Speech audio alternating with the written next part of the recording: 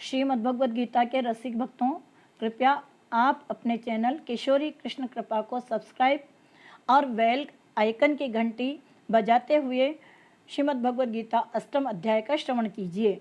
अर्जुन ने कहा है, पुरुषोत्तम ब्रह्म क्या है, अध्यात्म किसको कहते हैं, अधिभूत क्या है और अधिदेव क्या कहलाता है। हे मधुसूदन, अधियज्ञ क्या है और इस देह में अधिदेह कौन सा है। मरने के समय में स्थिर चित्त वाले लोग तुमको कैसे जानते हैं। श्री कृष्ण भगवान बोले, जो अक्षर अविनाशी और परम श्रेष्ठ है वही ब्रह्म है। प्रत्येक वस्तु का स्वभाव अध्यात्म कहलाता है और समस्त चराचर की उत्पत्ति करने वाला जो विसर्ग है वही कर्म है।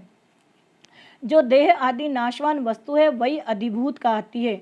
विश्व रूप जो विराट पुरुष है वही अधिदेव है।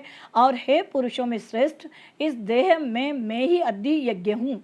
अंतकाल में जो मेरा ध्यान करता हुआ शरीर त्याग करता है वह निसंदेह मेरे शरीर को पाता है। हे कुंती पुत्र, अंत समय में मनुष्य जिस वस्तु का स्मरण करता हुआ शरीर त्यागता है वह उसी को पाता है। इस कारण तुम सदैव मुझ ही में मन को लगाकर मेरा ही स्मरण करते हुए संग्राम करो, तुम निसंदेह मुझको आ मिलोगे। हे पार्थ, अभ्यास रूप योग से युक्त हो दूसरी ओर न जाने वाले मन से सदा चिंतन करता हुआ पुरुष परम और दिव्य पद को ही प्राप्त होता है। अतएव जो अंत समय में मन को एकाग्र कर भक्ति पूर्वक योगाभ्यास के बल से दोनों भवों के मध्य भाग में प्राण को चढ़ाकर सर्वज्ञ अनादि संपूर्ण जगत के नियंता, सूक्ष्म से भी सूक्ष्मतर, सबके पोषक, अचिंत्य स्वरूप सूर्य के समान प्रकाशवान, तमोगुण से रहित परम पुरुष का ध्यान करता है वह उसको मिलता है।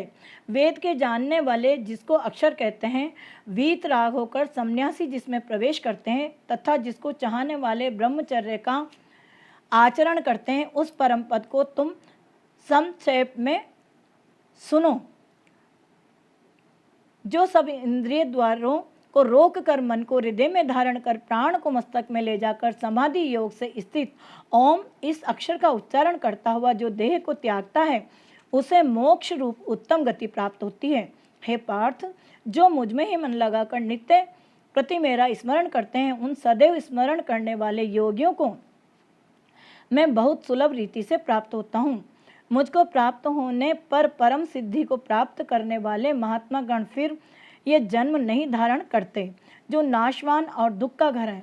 हे अर्जुन, ब्रह्मलोक पर्यंत जितने लोग हैं वहाँ से लौटना पड़ता है, परंतु मुझ में मिलने से फिर जन्म नहीं होता।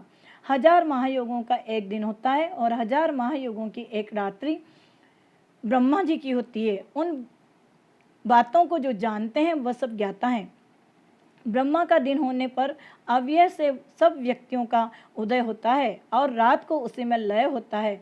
हे पार्थ, समस्त चराचर वस्तुओं का ये समुदाय दिन में बार बार उत्पन्न होकर रात्रि के आगमन में लीन हो जाता है। इस अव्यक्त से परे दूसरा सनातन अव्यक्त है जो इन सब नष्ट होने पर भी कभी नष्ट नहीं होता। उस अव्यक्त को ही अक्षर कहते हैं। वही परम गति है जिसको प्राप्त करके फिर संसार में नहीं जन्मते। वही मेरा परम धाम है, वही मेरा परम धाम है। हे पार्थ, जिसके अंतर्गत सब प्राणी हैं और जिसने उस समस्त जगत का विस्तार कर रखा है वह श्रेष्ठ पुरुष अनन्य भक्ति से ही मिलता है। हे भारत श्रेष्ठ, जिस काल में योगी जन देह छोड़कर फिर नहीं लौटते हैं और जिस काल में अग्नि प्रकाश और दिन शुक्ल पक्ष हो, ऐसे उत्तरायण के 6 महीने में मृत्यु को प्राप्त होते हैं। धूम्र रात कृष्ण पक्ष दक्षिणायन के 6 महीने के इनके मध्य गमन करने वाले चंद्रमा की ज्योति को पहुँचते हैं और लौट आते हैं संसार में। संसार को नित्य चलाने वाली शुक्ल और कृष्ण नाम की 2 गतियाँ हैं। एक से आने पर लौटना पड़ता है और दूसरी पर फिर लौटना नहीं होता। हे पार्थ, योगी इन दोनों गतियों का तत्व जानता है, इसी से मोह में नहीं पड़ता। अतएव हे अर्जुन, तुम सदा योग युक्त हो। वेद, यज्ञ, तप और दान से जो जो पुण्य फल बतलाए गए हैं, योगी उन सबसे अधिक ऐश्वर्य प्राप्त है और सर्वोत्तम आदि स्थान पाता है। इति श्रीमद्भगवद गीता सुपनिषद ब्रह्म विद्या योग शास्त्रे श्री कृष्ण अर्जुन संवादे अक्षर ब्रह्म योगो नाम 8वां अध्याय संपूर्ण। बोलो श्री कृष्णचंद्र जी की जय।